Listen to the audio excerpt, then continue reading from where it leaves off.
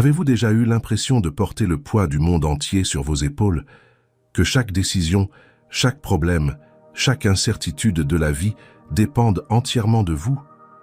Connaissez-vous cette profonde fatigue qui vous envahit lorsque vous réalisez que vous essayez de tout contrôler? Et si je vous disais que ce sentiment de tout porter seul ne vient pas de Dieu, mais de votre propre résistance à lâcher prise? Dans les prochaines minutes, vous allez découvrir quelque chose qui peut transformer votre façon d'affronter les difficultés du quotidien. Une leçon que les plus grands hommes et femmes de foi de la Bible ont dû apprendre souvent à leurs dépens.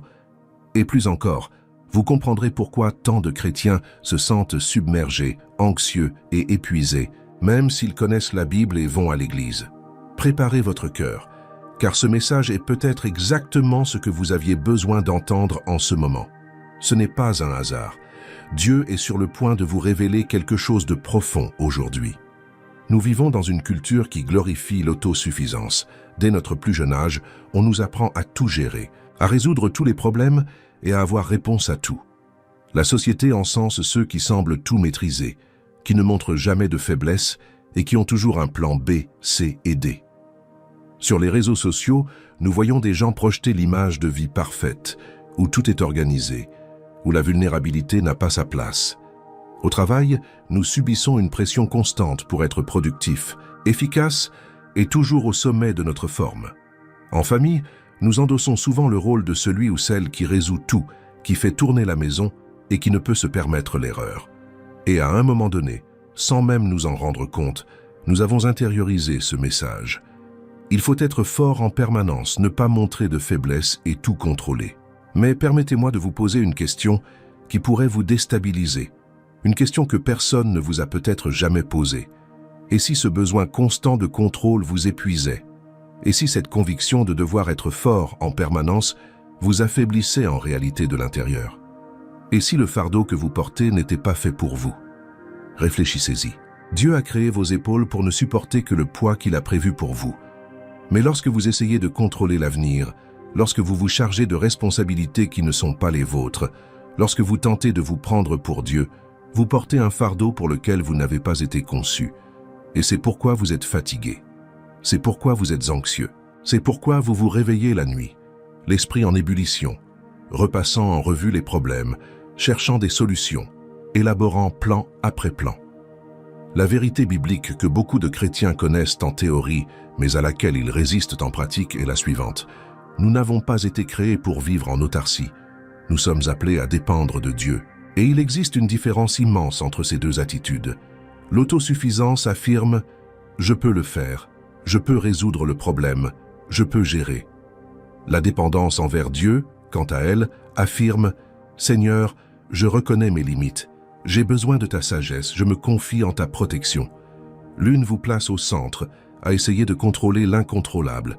L'autre vous en retire et place Dieu à sa juste place, celle de Seigneur souverain de toutes choses. Et voici le plus beau paradoxe de l'Évangile. Reconnaître sa faiblesse, c'est devenir fort. Lâcher prise, c'est trouver la paix. Cesser de vouloir être Dieu, c'est enfin ressentir la puissance de Dieu à l'œuvre dans sa vie. Réfléchissez-y un instant.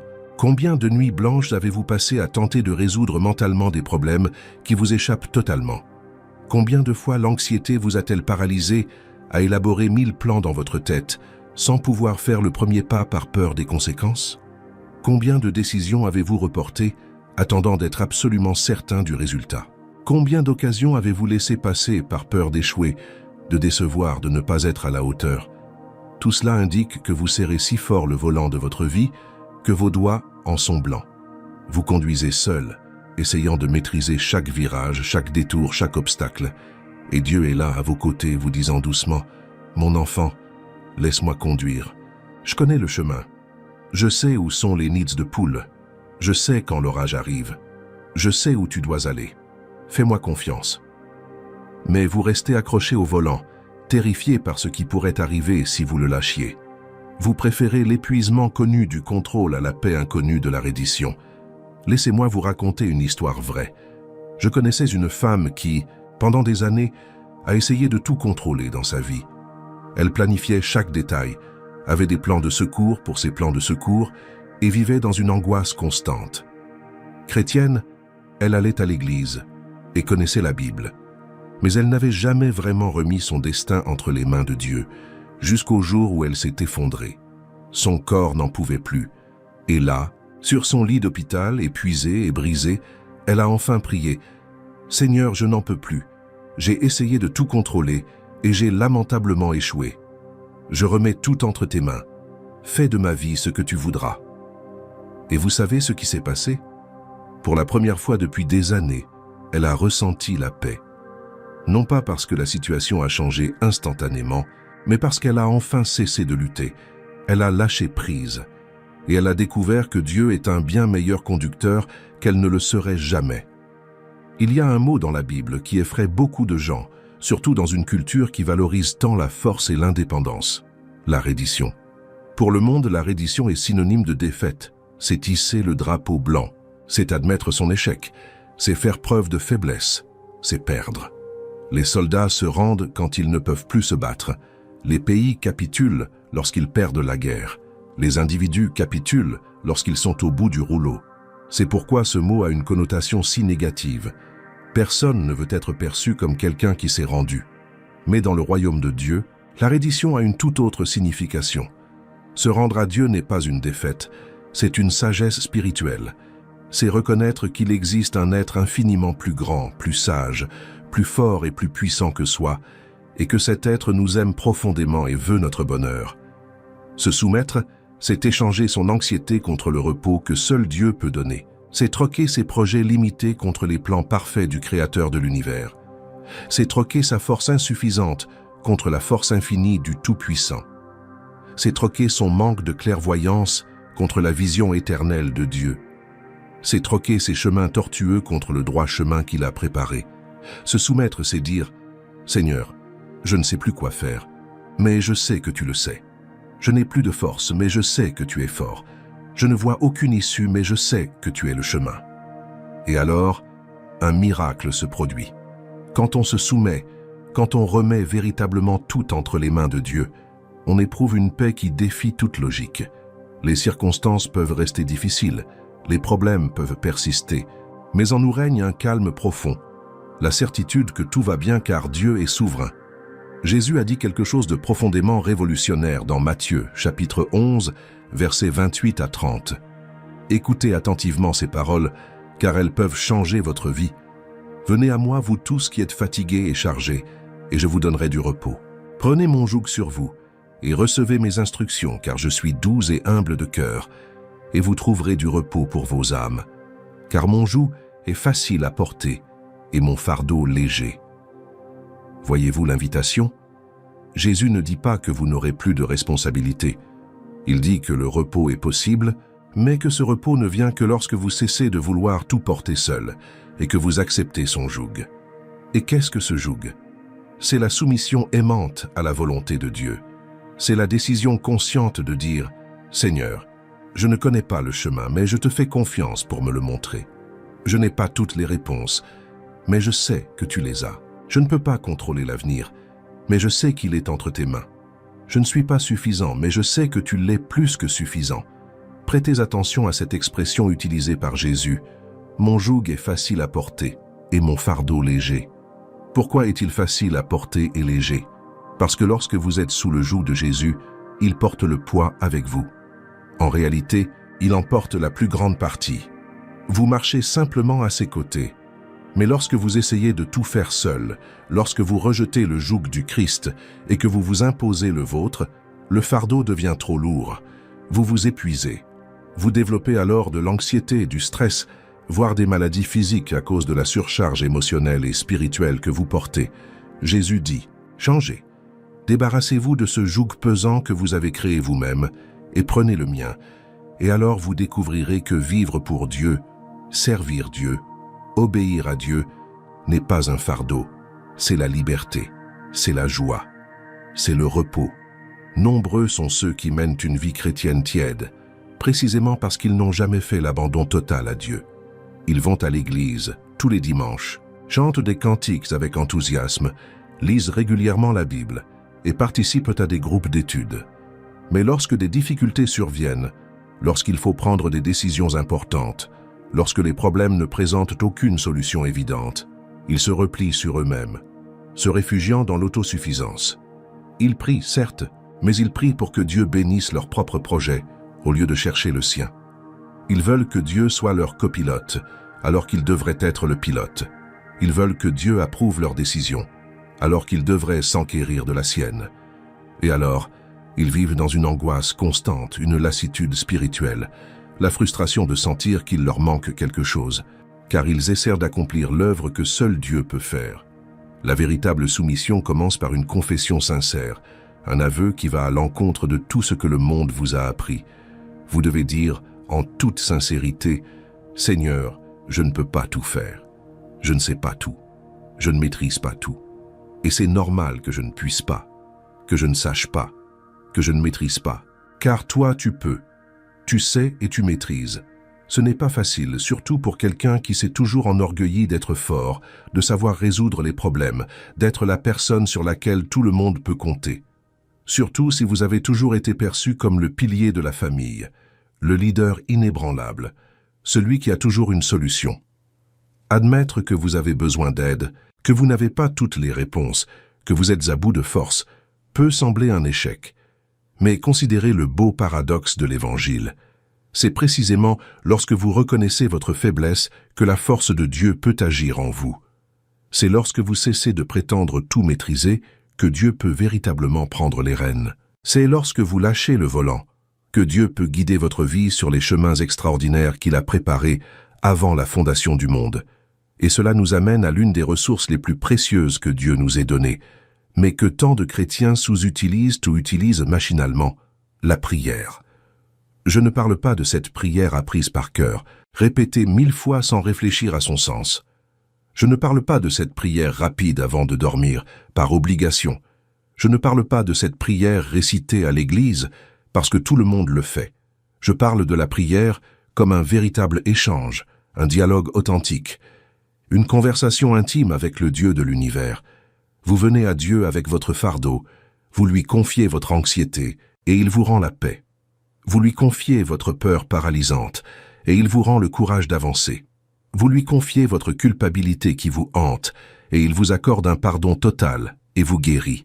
Vous lui confiez vos soucis qui vous empêchent de dormir, et il vous rend un repos profond. Vous lui confiez votre avenir incertain et effrayant, et il vous rend un espoir inébranlable et un but clair. L'apôtre Paul, qui a affronté des persécutions inimaginables, des emprisonnements injustes, des naufrages, des lapidations, des trahisons et toutes sortes de souffrances, le comprenait profondément. Dans l'Épître aux Philippiens, chapitre 4, versets 6 et 7, il a écrit une chose qui devrait être gravée dans le cœur de chaque chrétien. « Ne vous inquiétez de rien, mais en toute chose, par la prière et la supplication, avec des actions de grâce, faites connaître à Dieu vos demandes. Et la paix de Dieu, qui surpasse toute intelligence, gardera vos cœurs et vos pensées en Jésus-Christ. » Voyez-vous le sens de tout cela? Ne vous inquiétez pas. Ne laissez pas l'anxiété vous dominer. Ne laissez pas l'inquiétude prendre le dessus. Au contraire, priez. Confiez tout à Dieu. Absolument tout. Les grandes choses comme les petites. Ce qui paraît important comme ce qui paraît futile. Ce que vous avez le courage de confier et ce que vous gardez secret. Présentez tout dans la prière. Et le résultat, la paix de Dieu, cette paix qui défie toute logique humaine, cette paix qui demeure même quand tout s'écroule autour, gardera votre cœur et votre esprit. Elle sera comme une forteresse, comme une armée entourant vos émotions et vos pensées, vous protégeant de l'angoisse, de la peur et du désespoir. Mais comment cet échange fonctionne-t-il concrètement? Comment s'applique-t-il à votre quotidien, à vos factures, vos problèmes, vos soucis?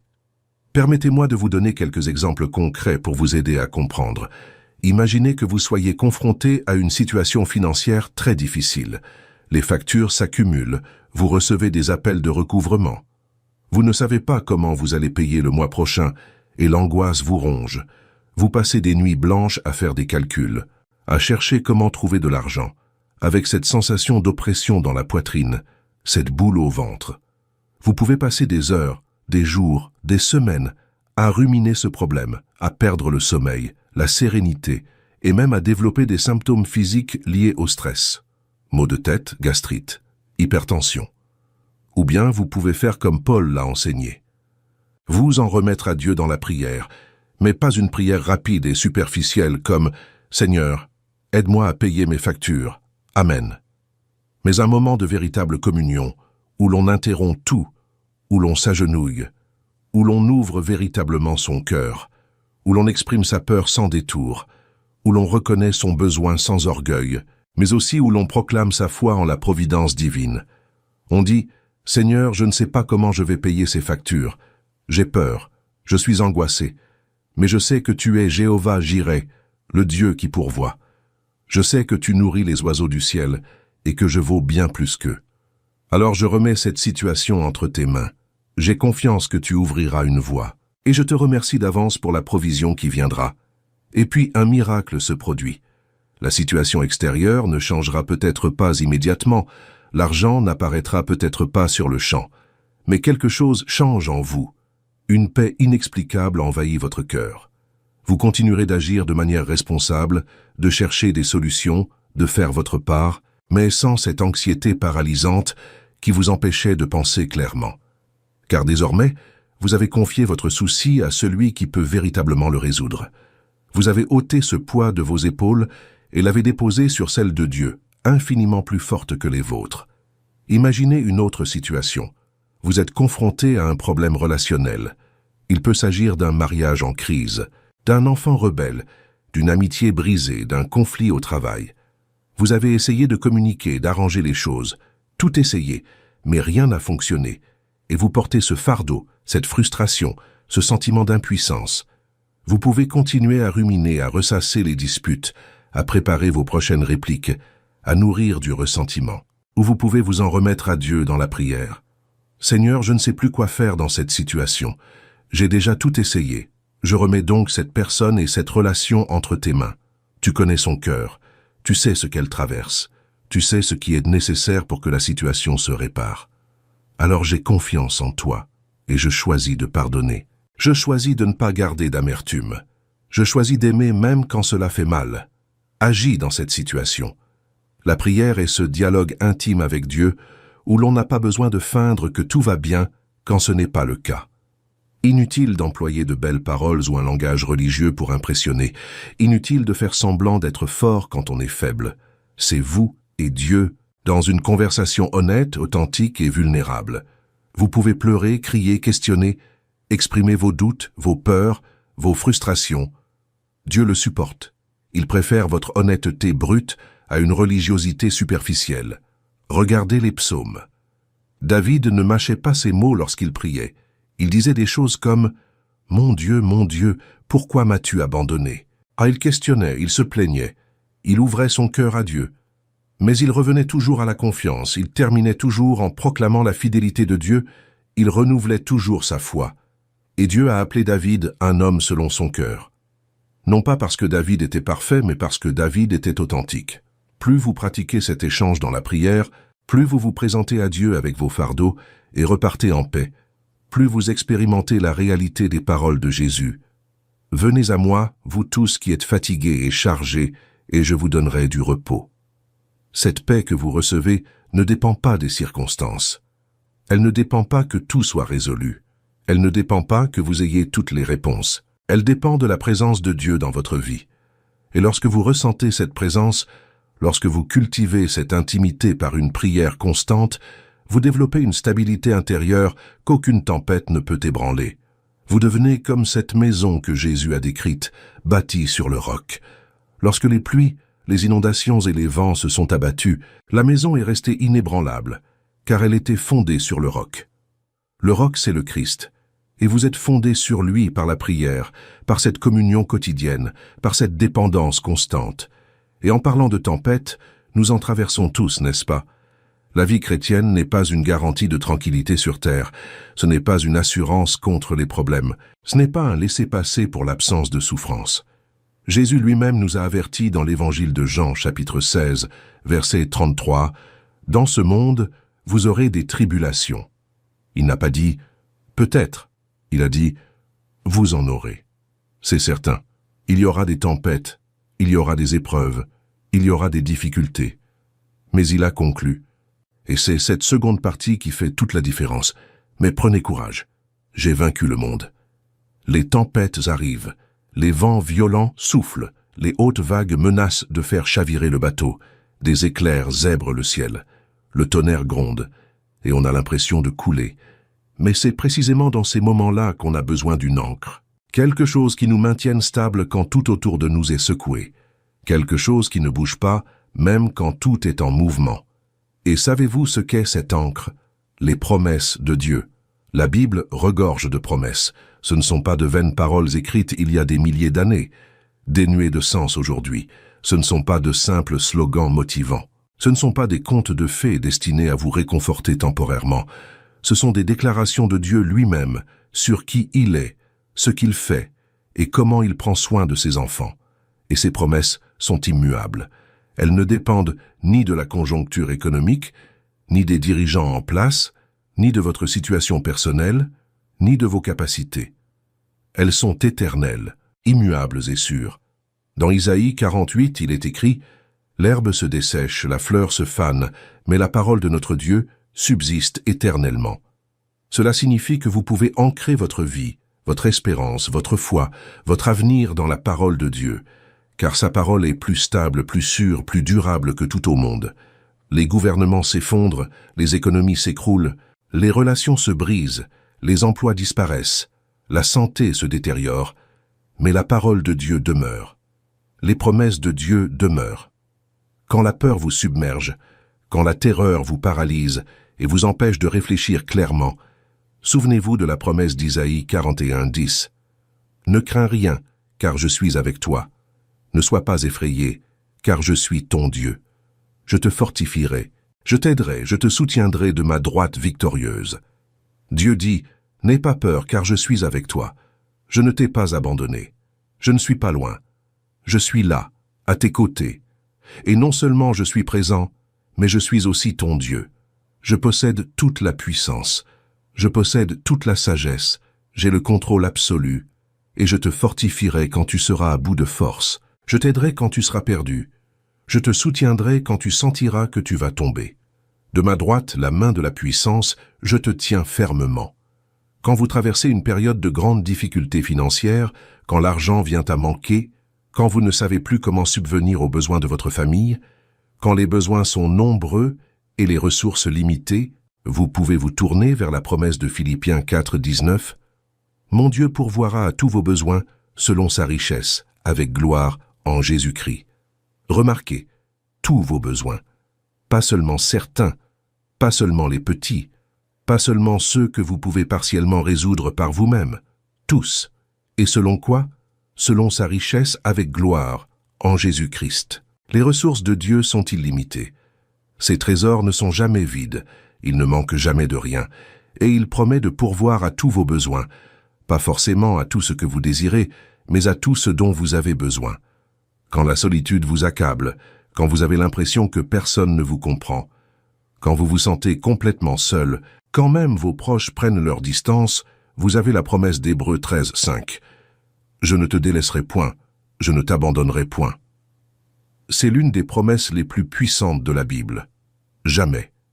Peu importe ce que vous avez fait, peu importe où vous êtes, peu importe à quel point vous vous êtes égaré, Dieu ne vous quittera pas.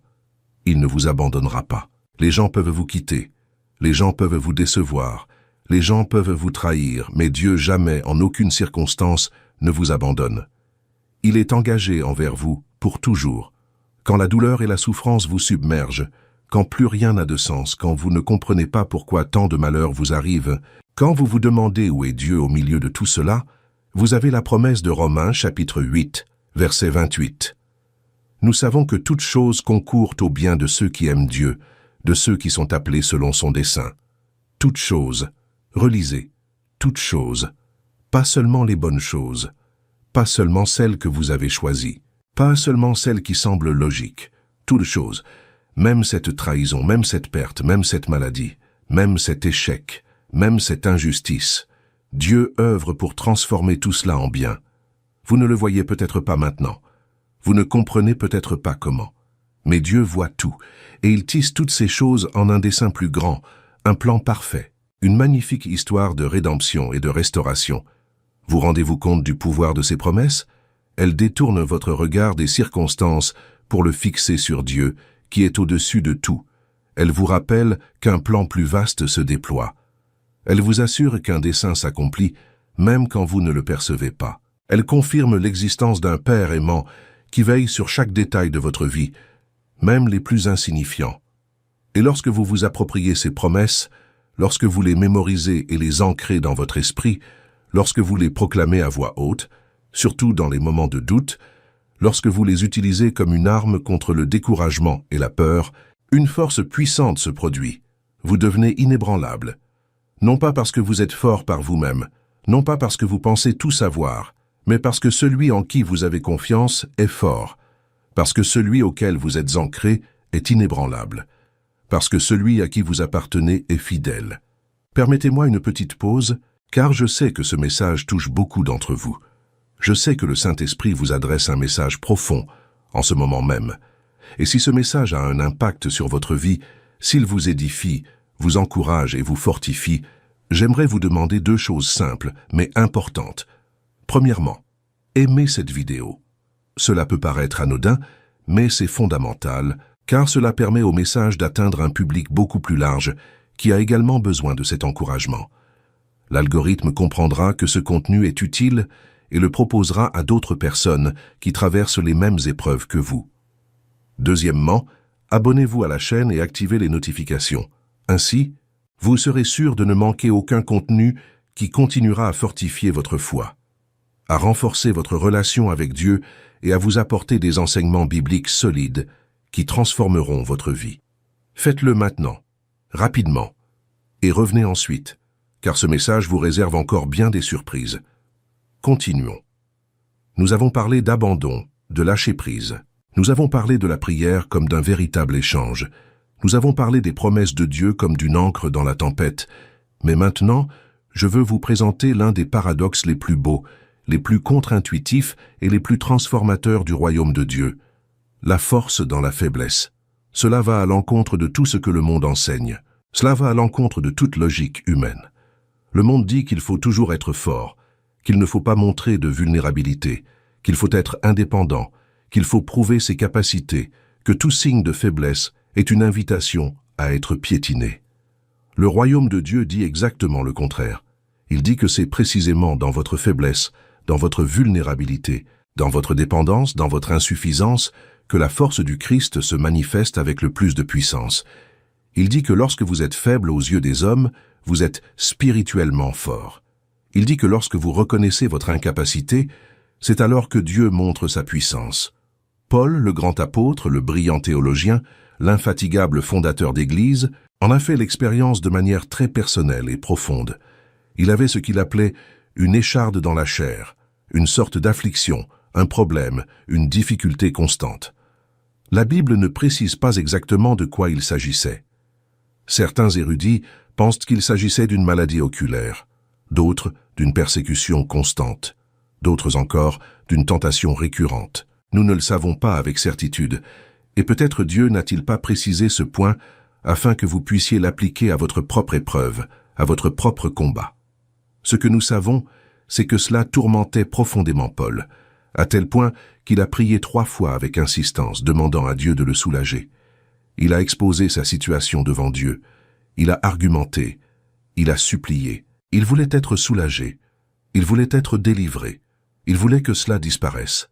Sais-tu quelle fut la réponse de Dieu? Ce n'était pas ce à quoi Paul s'attendait, ce n'était pas un « oui » immédiat qui ferait disparaître le problème. C'était quelque chose de bien plus profond. Dans 2 Corinthiens, chapitre 12, verset 9, Dieu dit « Ma grâce te suffit, car ma puissance s'accomplit dans la faiblesse. » Laisse ces paroles pénétrer profondément ton cœur. Dieu disait « Paul, je ne vais pas enlever cette épine, mais je vais te donner quelque chose de meilleur. Je vais te donner la grâce nécessaire pour persévérer. Je vais te donner la force de continuer. Et plus encore, c'est précisément à travers cette épine, à travers cette faiblesse, à travers cette limite que ma puissance se manifestera le plus clairement.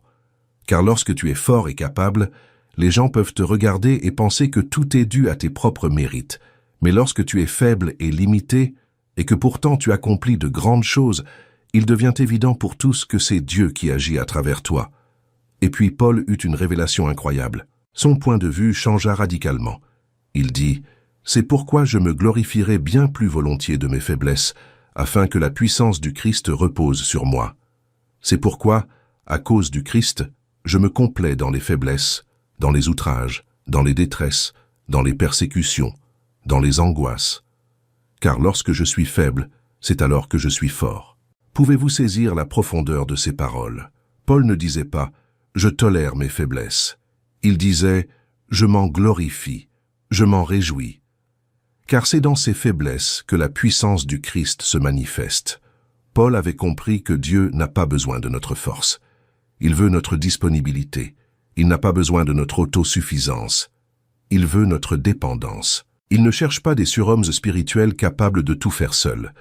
Il cherche des vases brisés à travers lesquels sa lumière puisse briller plus intensément. Imaginez une ampoule. La lumière ne provient pas du verre. Le verre n'est que le réceptacle par lequel elle passe.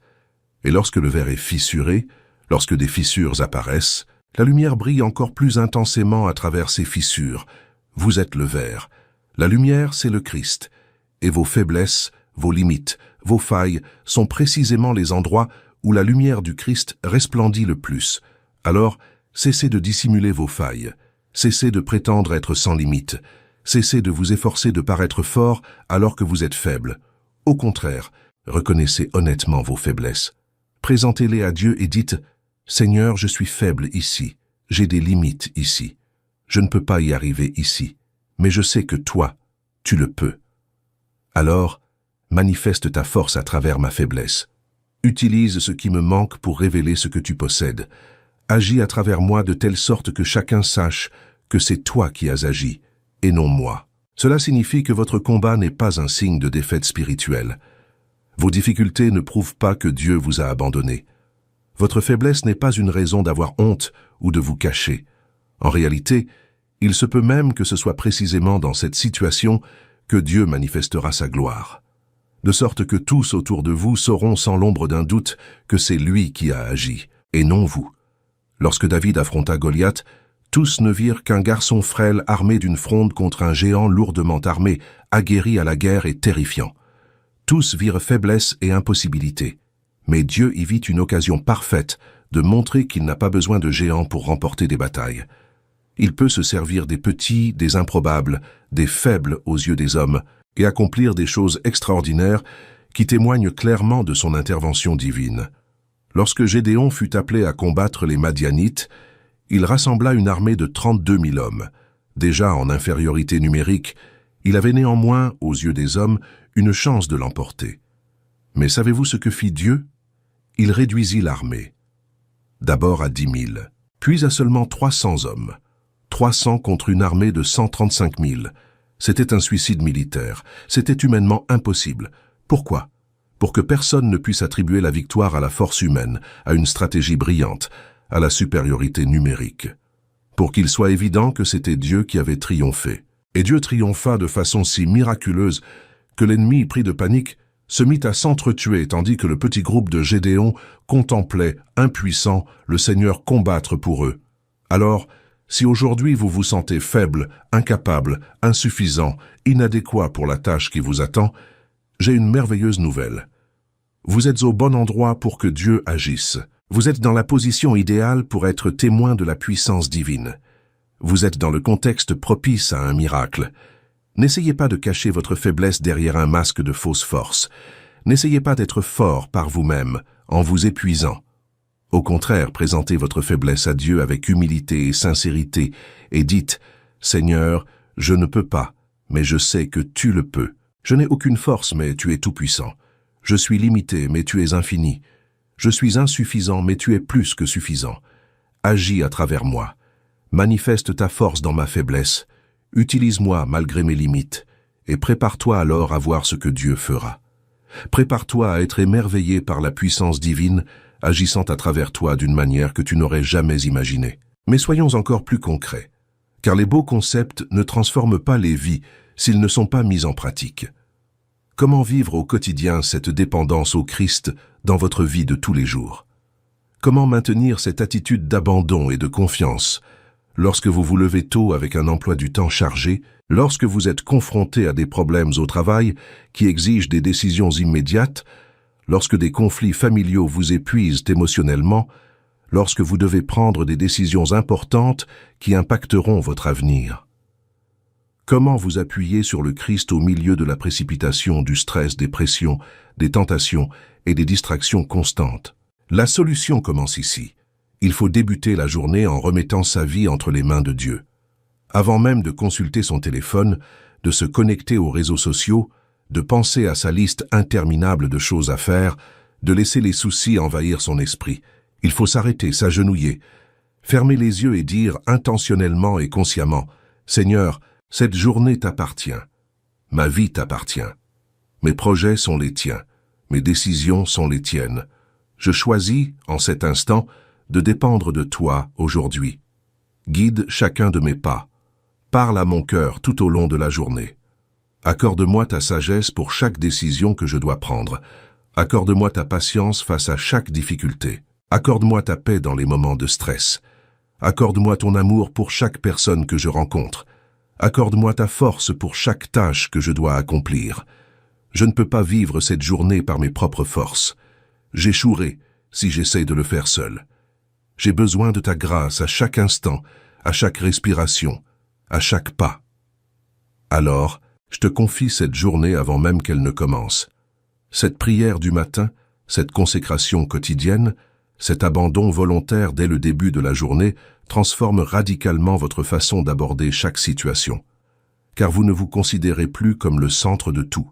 Vous placez votre confiance en celui qui vous a créé avec un but précis, qui vous soutient par sa puissance, qui vous accompagne partout.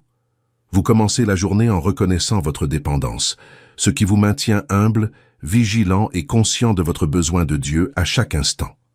Tout au long de la journée, vous cultivez un dialogue constant avec Dieu, une communion ininterrompue. Paul dit dans la première épître aux Thessaloniciens, chapitre 5, verset 17, « Priez sans cesse ». Certains traduisent par « prier sans relâche ». Cela ne signifie évidemment pas être littéralement à genoux 24h24. Cela signifie garder votre cœur connecté à Dieu en permanence, dans une attitude de prière permanente, un dialogue constant, une communion qui ne se rompt pas, même lorsque vous vaquez à vos occupations. Lorsqu'une difficulté inattendue surgit au travail, vous priez aussitôt. « Seigneur, donne-moi la sagesse ». Face à une décision à prendre et au doute, vous demandez « Père, montre-moi le bon chemin ». L'angoisse vous gagne face à l'avenir. Vous vous abandonnez à toi. Dieu, je remets cela entre tes mains. La joie d'une réussite vous remplit de gratitude. Merci Seigneur pour cette grâce. Tentez de mal réagir, vous criez « Saint-Esprit, maîtrise ma langue ». C'est un dialogue constant et naturel, comme avec un ami toujours présent. Plus vous le pratiquez, plus il devient naturel, jusqu'à ce que vivre autrement devienne une seconde nature. Dépendre du Christ à chaque instant, parler constamment à Dieu, tout lui abandonner instantanément devient aussi essentiel que respirer. Nul besoin d'y penser. Cela se fait instinctivement, car c'est devenu une part intégrante de votre être. Cela signifie aussi qu'il faut apprendre à faire des pauses intentionnelles. Notre culture moderne valorise la précipitation par-dessus tout. Elle valorise l'activité incessante. Elle valorise la productivité maximale sans interruption.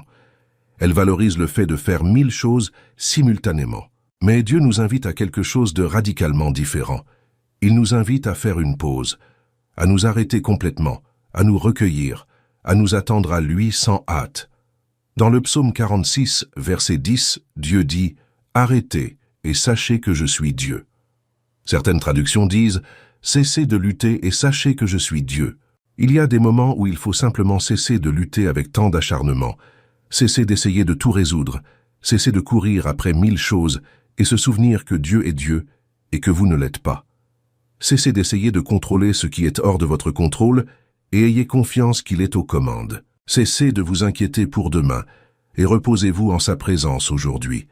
Ces moments de pause intentionnelle, de silence devant Dieu, de méditation paisible sur la parole, d'adoration sereine, de simple présence en sa présence sans aucune attente particulière, sont absolument essentiels pour ressourcer votre âme et renouveler votre dépendance envers lui. C'est comme lorsque la batterie de votre téléphone est faible. Vous devez cesser de l'utiliser et le brancher pour le recharger. Il en va de même pour votre âme. Lorsque vous êtes spirituellement, émotionnellement et mentalement épuisé, vous devez vous arrêter et vous connecter à Dieu pour vous ressourcer. Vous avez besoin de ces moments où vous vous déconnectez de tout et de tous, et où vous êtes uniquement avec lui, où vous ne demandez rien, où vous ne résolvez rien, où vous ne produisez rien. Vous êtes, tout simplement. Vous vous reposez, tout simplement. Vous recevez, tout simplement. Et dans ces moments, quelque chose de profond se produit. Votre perspective se renouvelle. Vos forces vous reviennent. Votre paix intérieure est rétablie. Votre dépendance envers lui est réaffirmée. Et lorsque vous vivez ainsi, en vous appuyant sur le Christ chaque jour, en parlant constamment à Dieu, en prenant le temps de vous ressourcer en sa présence, quelque chose d'incroyable se produit. L'anxiété commence à perdre de son emprise sur votre vie. Elle ne disparaît pas complètement du jour au lendemain, mais progressivement elle perd le pouvoir qu'elle avait sur vous. Et il est important de comprendre ce qu'est réellement l'anxiété. Au fond, l'anxiété, c'est votre tentative de contrôler l'avenir. C'est votre volonté de vous assurer que tout ira bien. C'est votre désir d'anticiper tous les problèmes possibles et d'avoir une solution toute prête pour chacun d'eux. C'est votre désir de certitude, de sécurité, de contrôle sur ce qui n'est pas encore arrivé. Mais l'avenir n'est pas entre vos mains. Vous ne contrôlez pas demain. Vous ne savez pas ce qui se passera dans 1 heure, encore moins dans 1 an. Et plus vous essayez de saisir l'avenir, plus vous essayez de contrôler l'incontrôlable, plus vous devenez anxieux, car vous essayez de retenir quelque chose qui vous échappe comme du sable entre les doigts. Vous menez un combat perdu d'avance. La Bible offre une solution radicale, révolutionnaire et libératrice à ce problème. Jésus l'a abordé directement dans l'Évangile, selon Matthieu chapitre 6, versets 25 à 34. Et il n'a pas donné de conseils superficiels. Il est allé droit au but. C'est pourquoi je vous dis, ne vous inquiétez pas pour votre vie, de ce que vous mangerez ou boirez, ni pour votre corps, de quoi vous serez vêtus. La vie n'est-elle pas plus que la nourriture, et le corps plus que le vêtement? Regardez les oiseaux du ciel. Ils ne sèment, ni ne moissonnent, ils n'amassent rien dans des greniers, et votre Père céleste les nourrit. Ne valez-vous pas beaucoup plus qu'eux? Qui de vous, par ses inquiétudes, peut ajouter 1 seule heure à sa vie? Et pourquoi vous inquiétez du vêtement? Observez comment croissent les fleurs des champs. Elles ne travaillent ni ne filent. Pourtant, je vous le dis, Salomon même, dans toute sa gloire, n'était pas vêtu comme l'une d'elles. Si Dieu habille ainsi l'herbe des champs, qui est là aujourd'hui et qui demain sera jetée au feu, à combien plus forte raison vous vêtira-t-il, gens de peu de foi? Jésus poursuit, ne vous inquiétez donc pas en disant, que mangerons-nous, que boirons-nous, de quoi nous vêtirons-nous? Car ce sont les païens qui recherchent toutes ces choses, que votre Père céleste sait que vous en avez besoin. Cherchez d'abord le royaume de Dieu et sa justice, et tout cela vous sera donné par-dessus. Ne vous inquiétez donc pas du lendemain, car le lendemain s'inquiétera de lui-même. À chaque jour suffit sa peine. Ceci n'est pas une invitation à l'irresponsabilité. Jésus ne vous dit pas d'arrêter de travailler, d'arrêter de faire des projets, d'arrêter d'être prudent, d'arrêter de faire votre part. Il vous dit de cesser de porter le fardeau écrasant de l'inquiétude, de faire confiance au Dieu qui prend soin des oiseaux, qui les nourrit sans qu'ils aient de grenier, qui revêt les fleurs des champs d'une beauté qui surpasse celle du roi le plus riche, prendra aussi soin de vous, de comprendre que votre Père céleste sait ce dont vous avez besoin avant même que vous le lui demandiez.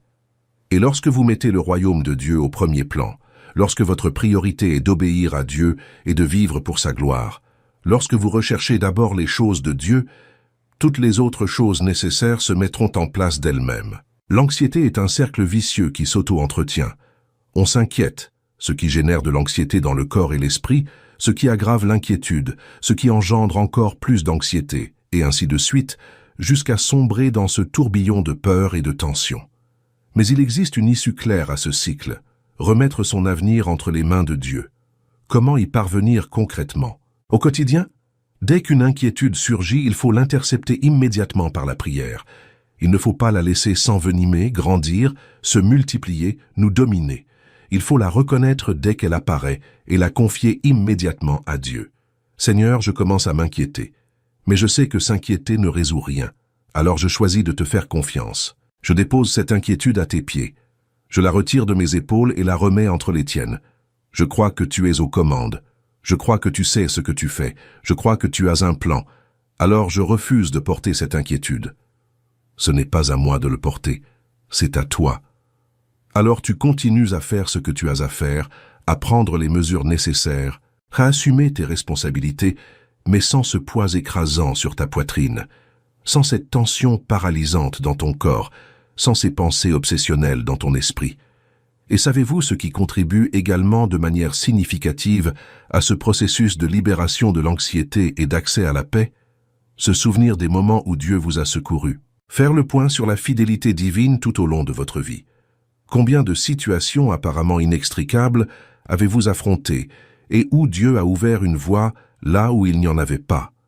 Combien de fois avez-vous pensé ne plus pouvoir supporter un jour de plus et où Dieu vous a donné la force de continuer? Combien de portes fermées Dieu a-t-il ouvertes au moment opportun? Combien de miracles, grands et petits, avez-vous vus dans votre vie? Lorsque vous vous souvenez consciemment de la fidélité de Dieu dans le passé, lorsque vous prenez le temps de réfléchir sincèrement à la manière dont il vous a soutenu jusqu'à présent, il devient naturellement plus facile de lui faire confiance pour l'avenir. Car le Dieu qui vous a protégé jusqu'à présent ne vous abandonnera pas soudainement. Le Dieu fidèle hier le sera demain. Le Dieu qui vous a délivré de tant d'épreuves vous délivrera aussi de celle-ci. Votre histoire avec Dieu est un puissant témoignage de sa fidélité. Utilisez ce témoignage pour fortifier votre foi dès maintenant. Mais pour vivre cette vie de confiance profonde, pour remettre véritablement votre avenir entre les mains de Dieu en toute sérénité, vous avez besoin d'une chose absolument essentielle, une direction claire. Vous devez savoir quel est le prochain pas que Dieu vous indique. Et où trouver cette direction de manière fiable, infaillible et toujours disponible? Dans la parole de Dieu, dans la Bible. Au psaume 119, verset 15, le psalmiste déclare « Ta parole est une lampe à mes pieds, une lumière sur mon sentier. Percevez-vous la beauté et la sagesse de cette image? » La parole de Dieu n'est pas décrite comme un projecteur géant, éclairant des kilomètres à l'horizon, révélant d'un seul coup tout le chemin à parcourir. Elle est décrite comme une lampe à vos pieds, une lumière sur votre sentier, une lumière suffisante pour que vous puissiez voir le prochain pas. Une lumière suffisante pour que vous sachiez où poser le pied maintenant, à cet instant précis. Même sans voir clairement la destination finale, vous avez assez de lumière pour faire le prochain pas avec confiance. Et c'est profondément libérateur quand on en comprend les implications. Car il n'est pas nécessaire d'avoir un plan précis. Il n'est pas nécessaire de savoir exactement à quoi ressemblera votre vie dans 5 ou 10 ans. Il n'est pas nécessaire d'avoir un plan détaillé pour chaque éventualité. Il suffit de savoir quelle est la prochaine étape que Dieu vous montre maintenant. Et comment découvrir cette prochaine étape? En vous plongeant régulièrement dans la Bible, en lisant attentivement, en méditant profondément, en étudiant assidûment, en mémorisant intentionnellement, en laissant la parole pénétrer votre cœur, façonner votre pensée, transformer votre caractère, guider vos décisions, en faisant de la Bible non pas un simple livre que vous lisez occasionnellement, mais la boussole qui dirige votre vie au quotidien. La Bible n'est pas un simple récit historique d'événements anciens. Ce n'est pas qu'un recueil d'histoires inspirantes aux leçons morales. Ce n'est pas qu'un manuel de règles religieuses. Elle est la voix même de Dieu qui s'adresse directement à vous à travers les siècles. Elle est Dieu révélant son caractère immuable, ses voies éternelles, sa volonté parfaite. Elle est le créateur de l'univers communiquant avec sa création d'une manière personnelle, intime et transformatrice. Et lorsque vous prenez le temps d'étudier la parole, avec un cœur ouvert et un esprit disposé, quelque chose de surnaturel se produit par la puissance du Saint-Esprit.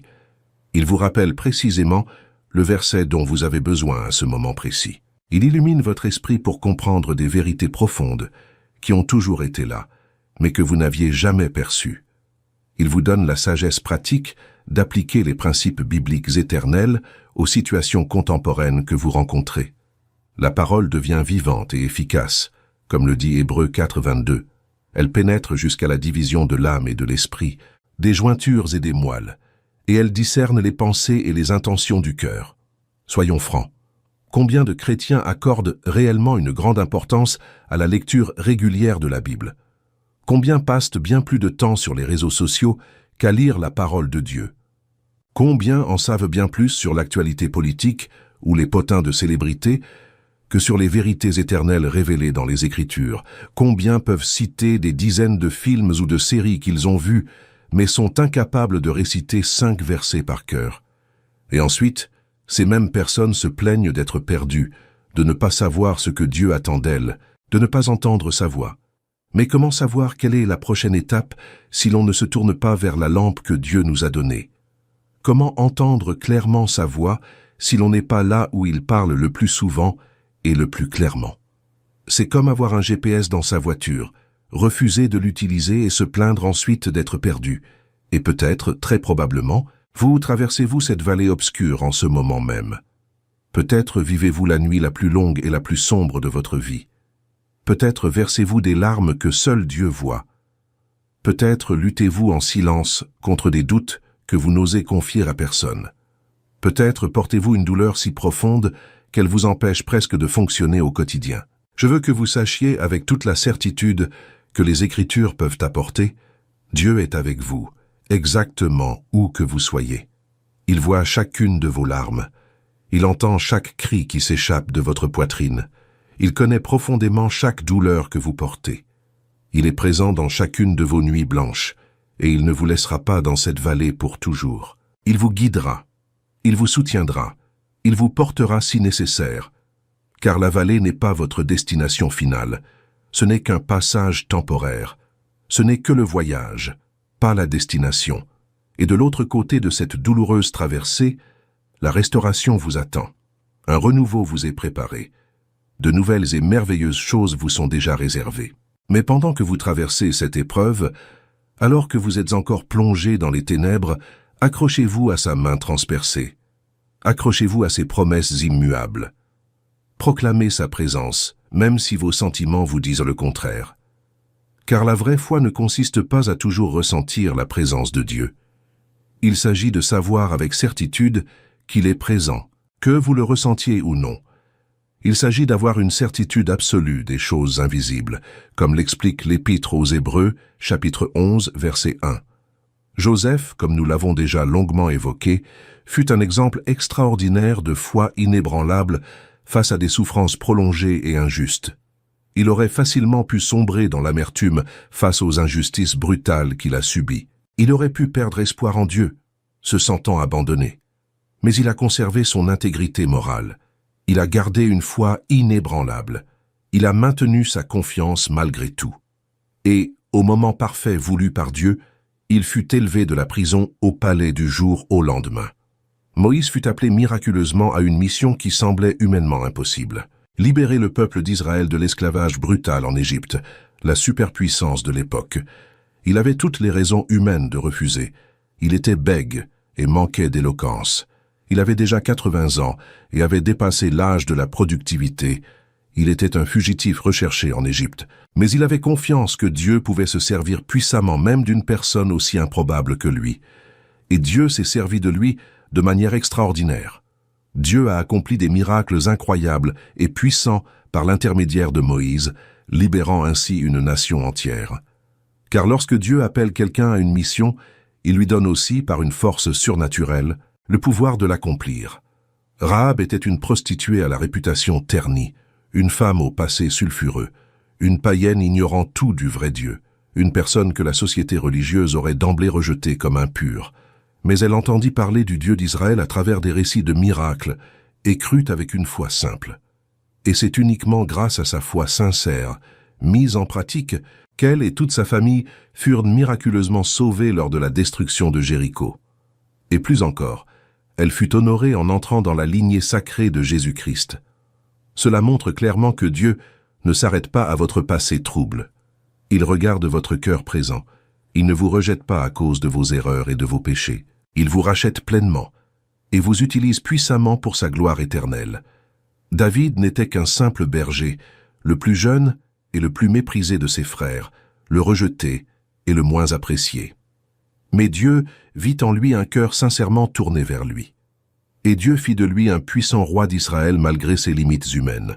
À travers la vie de David, nous apprenons profondément ce qu'est une adoration authentique qui plaît à Dieu, un repentir sincère qui rétablit la communion, et une confiance courageuse en Dieu dans les combats les plus désespérés. Daniel fut emmené captif à Babylone alors qu'il était encore très jeune.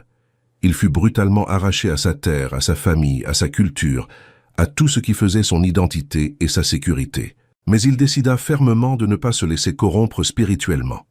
Il choisit courageusement de rester fidèle à Dieu, même dans un environnement païen et hostile. Et Dieu le protégea miraculeusement. Dieu l'éleva immensément. Dieu accomplit de puissants miracles dans sa vie à maintes reprises. Et Daniel influença profondément de puissants rois. Il changea miraculeusement le destin de nations entières. Parce qu'il ne céda pas aux pressions. Parce qu'il resta fidèle, quel qu'en soit le prix. Tous ces exemples bibliques éloquents nous montrent clairement que Dieu se sert de personnes ordinaires et imparfaites pour accomplir des choses extraordinaires et surnaturelles. Il ne recherche pas une perfection impossible, mais une humble disponibilité. Il n'a pas besoin de notre arrogance et de notre autosuffisance, mais de notre confiance et de notre dépendance.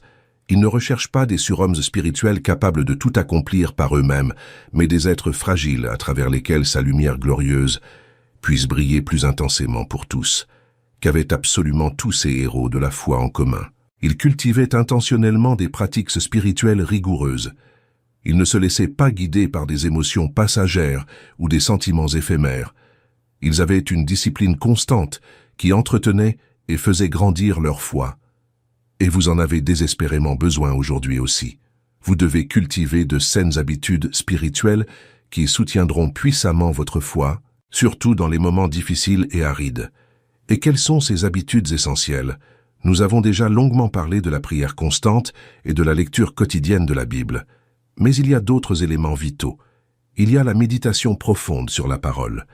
Ce n'est pas simplement lire rapidement pour atteindre un quota, c'est s'arrêter intentionnellement et réfléchir profondément à ce que l'on a lu. C'est méditer spirituellement sur le texte. C'est laisser ces vérités éternelles pénétrer au plus profond de votre être et transformer votre pensée. Le psaume 1 déclare que l'homme véritablement heureux et béni médite constamment sur la loi du Seigneur, jour et nuit.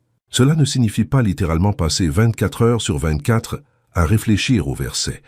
Cela signifie que la parole est si profondément enracinée en vous qu'elle influence et façonne naturellement vos pensées tout au long de la journée.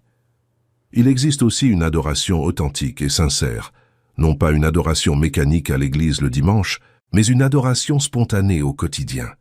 Adorer, c'est proclamer et reconnaître la valeur suprême et la grandeur de Dieu. Et vous pouvez le faire par la musique qui vous touche, par la prière qui exprime votre louange, en prenant simplement un moment dans la journée pour remercier sincèrement, par la création qui vous émerveille et en louant le Créateur ingénieux. Lorsque vous cultivez intentionnellement une vie d'adoration régulière, votre attention se détourne naturellement de vous-même et de vos problèmes pour se tourner vers Dieu et sa grandeur. Et cela change radicalement votre perspective, car vous cessez de vous inquiéter de manière obsessionnelle de vos problèmes relativement mineurs, et vous commencez à vous émerveiller de plus en plus de la grandeur incomparable de votre Dieu Tout-Puissant. Il existe le jeûne intentionnel. C'est une pratique spirituelle puissante que beaucoup de chrétiens modernes négligent, mais qui est extrêmement efficace lorsqu'elle est pratiquée correctement. Jeûner ne consiste pas à manipuler Dieu ni à le forcer à faire ce que l'on veut. Il s'agit de créer intentionnellement un espace intérieur pour rechercher la présence de Dieu avec plus d'intensité et moins de distraction. C'est dire consciemment « Seigneur, j'ai tellement besoin de toi, si désespérément, que je suis prêt à renoncer à la nourriture essentielle pour rechercher ta présence spirituelle avec encore plus d'intensité. » Et lorsque l'on jeûne avec un cœur sincère et des motivations pures, une puissante élévation spirituelle se produit de manière surnaturelle. On entend la douce voix de Dieu avec une clarté accrue. On vit des percées spirituelles que l'on n'aurait pas pu atteindre autrement. Et la vie trouve son essence dans une communauté chrétienne saine. Vous n'avez pas été créé ni appelé à vivre la foi chrétienne seule et isolée. Vous avez un besoin profond d'autres chrétiens authentiques. Vous avez besoin d'une église locale où vous n'êtes pas un simple visiteur passif, mais un membre actif et engagé. Vous avez besoin de relations spirituelles profondes, fondées sur la responsabilité mutuelle, l'encouragement constant, l'édification mutuelle et la correction bienveillante. L'Épître aux Hébreux, chapitre 10, verset 25, nous avertit clairement. N'abandonnons pas notre assemblée, comme c'est malheureusement la coutume de quelques-uns, mais exhortons-nous les uns les autres. Et cela d'autant plus que vous voyez le jour du Seigneur s'approcher. Lorsque vous vous isolez spirituellement, vous devenez dangereusement vulnérable aux attaques de l'ennemi. Lorsque vous êtes solidement enraciné dans une communauté saine, vous bénéficiez d'une protection mutuelle, d'une force collective, d'une croissance accélérée et d'un impact décuplé. Pour résumer brièvement ces pratiques spirituelles essentielles, la prière quotidienne et régulière, la lecture et la méditation approfondie de la parole, un culte authentique et constant, le jeûne occasionnel et intentionnel, et une vie active au sein d'une communauté chrétienne saine. Ces disciplines ne sont pas des cases à cocher machinalement pour obtenir l'approbation ou l'acceptation de Dieu. Ce sont des outils puissants que Dieu vous a gracieusement donnés pour vous aider à grandir spirituellement, à rester ferme dans les épreuves et à ne pas abandonner face à l'inévitable opposition. Et l'opposition ne manquera pas de se manifester lorsque vous déciderez de vivre pleinement pour Dieu. L'ennemi spirituel ne se réjouit pas et ne reste pas passif lorsque vous choisissez de vivre sincèrement pour Dieu de tout votre être. Il tentera sans cesse de vous décourager par des circonstances difficiles.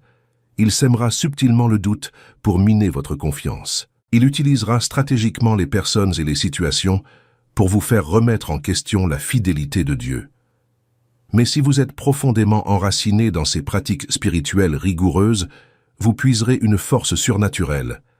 Vous ne serez pas emporté comme une feuille par le vent des doctrines ou du doute. Vous resterez ferme comme un arbre aux racines profondes. Nous voici arrivés au moment crucial de la décision personnelle. Car tout ce que nous avons longuement abordé jusqu'ici, toutes ces vérités profondes sur l'abandon total, la dépendance absolue à Dieu, la confiance inébranlable dans les promesses divines, la vie dans la force surnaturelle du Christ, la pratique fidèle de spiritualité transformatrice, tout cela doit impérativement quitter le confort de la théorie pour entrer dans le monde exigeant de l'action concrète.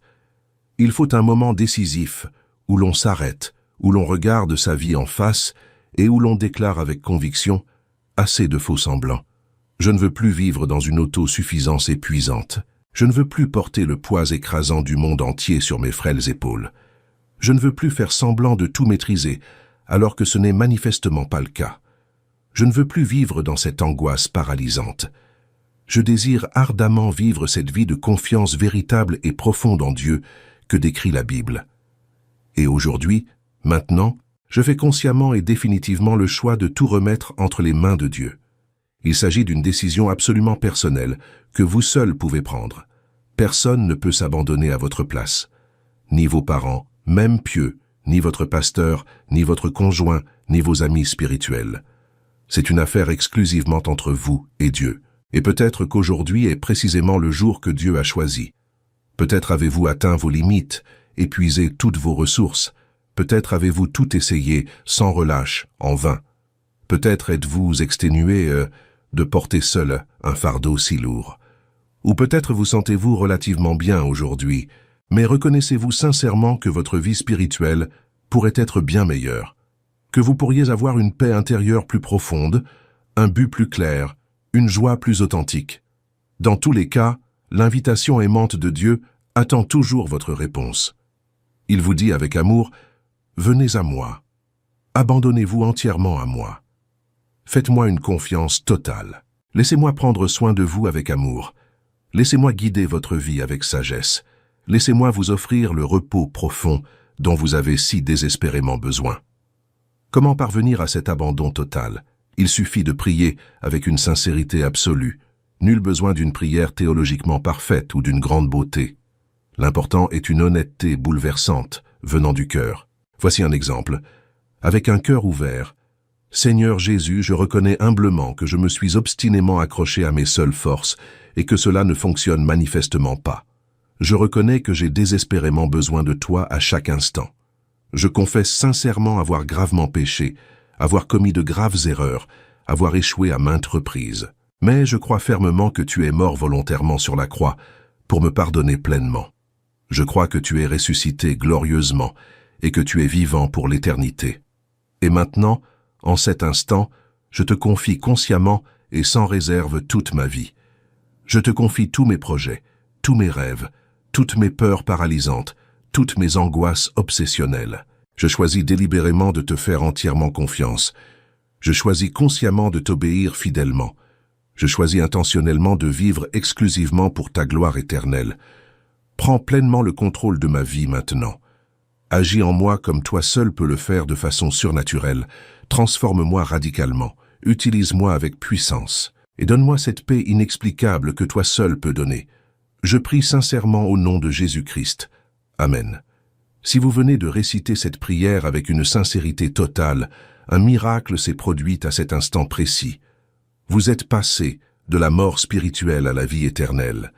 Vous êtes devenus un enfant bien-aimé de Dieu pour toujours. Vous avez reçu le Saint-Esprit qui demeure en vous pour toujours. Vous avez entamé un cheminement transformateur qui changera radicalement votre existence. Et maintenant, quelle est la prochaine étape concrète? Première étape essentielle. Parlez-en immédiatement à une personne de confiance. Jésus l'a clairement dit, « Quiconque me reconnaîtra devant les hommes, je le reconnaîtrai aussi devant mon Père qui est dans les cieux. » Ne gardez pas ce secret pour vous, partagez-le ouvertement. Envoyez un message à un ami chrétien mûr. Parlez-en personnellement à votre pasteur ou à votre responsable spirituel. Publiez-le avec assurance sur les réseaux sociaux si vous vous sentez à l'aise. Mais d'une manière concrète, proclamez publiquement votre décision de transformation aujourd'hui. Deuxième étape essentielle, recherchez activement une église locale saine et fondée sur la Bible. Vous avez absolument besoin d'une communauté spirituelle. Vous avez besoin d'un accompagnement spirituel attentif. Vous avez besoin de personnes matures qui vous aideront patiemment à affermir votre foi. Troisième étape, commencez immédiatement à lire la Bible régulièrement chaque jour. Je vous suggère fortement de commencer par l'Évangile selon Jean, qui présente Jésus de manière magnifique. Lisez calmement un chapitre par jour. Priez toujours avant de lire, en demandant humblement à Dieu de vous parler clairement à travers la lecture. Et obéissez ensuite promptement à ce qu'il vous révèle dans la parole. Quatrième étape essentielle, priez constamment tout au long de la journée. Parlez naturellement à Dieu pendant toutes vos activités quotidiennes. Partagez absolument tout avec lui, sans filtre. Demandez-lui une aide précise. Rendez grâce sincèrement. Louez Dieu spontanément. Confessez vos péchés honnêtement. Faites de la prière une habitude naturelle, comme respirer. Cinquième étape importante. Témoignez hardiment de Jésus-Christ autour de vous. Vous avez maintenant un témoignage puissant. Vous avez été transformé miraculeusement, et les gens autour de vous ont un besoin urgent de l'entendre. N'ayez pas honte paralysante. Partagez humblement ce que Dieu a accompli en vous. Mais peut-être êtes-vous chrétien depuis longtemps, voire des décennies. Peut-être n'éprouvez-vous pas le besoin de prononcer cette prière initiale de soumission pour la première fois. Mais vous reconnaissez sincèrement avoir un besoin urgent d'un profond renouveau spirituel. Vous réalisez clairement que vous vous êtes progressivement éloigné de Dieu, que votre foi s'est considérablement refroidie, que votre vie spirituelle est devenue une routine religieuse. La merveilleuse nouvelle, c'est qu'il n'est jamais trop tard pour revenir à Dieu dans la repentance. Dieu attend patiemment, les bras ouverts. Tel le Père aimant de la parabole du Fils prodigue, il scrute sans cesse l'horizon, attendant avec impatience votre retour humble à la maison. Et lorsque vous reviendrez enfin repentant, il ne vous réprimandera pas durement. Il vous accueillera chaleureusement. Il se réjouira. Il vous restaurera pleinement. Et pour toi en particulier qui as besoin de ce nouveau départ libérateur, prie ainsi maintenant. Seigneur bien-aimé, je me suis peu à peu éloigné de toi. Je sais douloureusement que j'ai lamentablement échoué. Je sais que je t'ai profondément déçu. Mais je sais aussi, par la Bible, que tu es infiniment miséricordieux, que ta grâce imméritée est infiniment plus grande que tous mes péchés accumulés. Aussi, aujourd'hui, je reviens humblement à toi. Je me repens sincèrement de toutes mes erreurs. J'abandonne définitivement mes péchés. Et je reviens entièrement à tes voies parfaites. Ravive miraculeusement mon premier amour passionné pour toi. Ravive avec puissance le feu ardent de ma foi qui s'est éteint, et accorde-moi gracieusement une nouvelle chance de recommencer à zéro. Je me remets entièrement entre tes mains, sans réserve. Fais de moi ce que tu veux que je sois. Au nom puissant de Jésus-Christ. Amen. C'est votre moment décisif. C'est le nouveau départ transformateur que Dieu a préparé. Peu importe ce qui s'est passé de douloureux auparavant. Peu importe le nombre de fois où vous avez essayé et échoué lamentablement. Ce qui compte vraiment, c'est qu'aujourd'hui, maintenant, vous faites un choix radicalement différent. Vous choisissez consciemment Dieu par-dessus tout. Vous choisissez la confiance plutôt que l'anxiété paralysante. Vous choisissez l'humilité et l'abandon plutôt que le contrôle arrogant. Vous choisissez la force surnaturelle du Christ plutôt que votre propre faiblesse humaine limitée. Et ce choix ultime changera absolument tout dans votre vie d'une manière que vous ne pouvez même pas encore imaginer. Maintenant que nous arrivons au terme de ce message transformateur, j'ai profondément envie de vous entendre personnellement. Ce message a-t-il touché votre cœur d'une manière particulière? Êtes-vous vraiment prêt à vous abandonner totalement à Dieu? Ou peut-être vivez-vous ainsi depuis un certain temps et souhaitez-vous partager généreusement votre témoignage puissant pour encourager ceux et celles qui débutent? Laissez un commentaire sincère ci-dessous. Partagez ouvertement ce que Dieu vous a spécifiquement révélé aujourd'hui à travers ce message. Affirmez avec conviction votre décision de vous abandonner à lui. Si vous avez des doutes légitimes ou des questions sincères, n'hésitez pas à les partager également. Créons ensemble une communauté spirituelle saine où nous pouvons nous encourager mutuellement sur ce chemin de foi parfois difficile. Et surtout, n'oubliez pas de partager largement cette vidéo avec une personne en particulier qui a besoin d'entendre ce message aujourd'hui. Il peut s'agir de cet ami cher visiblement dépassé, de ce membre de votre famille anxieux, de cette connaissance qui essaie en vain de tout gérer seul. Partagez généreusement et soyez un puissant instrument de Dieu pour apporter un espoir transformateur à ceux qui en ont besoin. Je crois fermement que Dieu se servira de votre simple geste de partage pour transformer radicalement des vies éternelles. Que Dieu vous comble de ses bénédictions, qu'il vous remplisse de sa paix inexplicable, qu'il vous guide fidèlement à chaque instant. Et puissiez-vous expérimenter chaque jour davantage cette vie abondante et surnaturelle qu'il est le seul à pouvoir donner généreusement. Demeurez dans la paix du Seigneur Jésus-Christ. À bientôt pour une nouvelle vidéo inspirante.